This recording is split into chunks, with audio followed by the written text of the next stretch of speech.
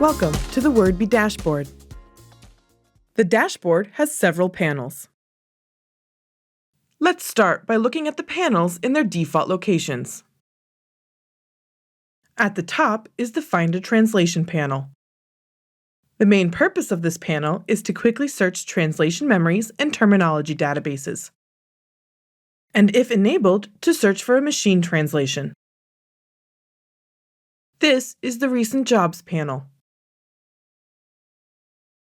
Here, the 10 most recent jobs are shown. The information shown includes the language pairs, tasks, deadlines, and job statuses. Next, we have the Activity panel.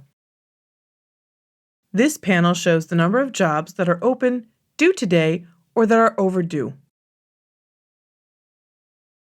Below is the Agenda panel, where both your company and personal calendars can be found. Lastly, we have the Latest Events panel. Think of this like a news ticker, showing all the most important information about what is happening in your company.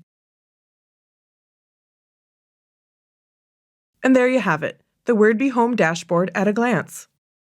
We will learn more about each of these panels in the coming unit.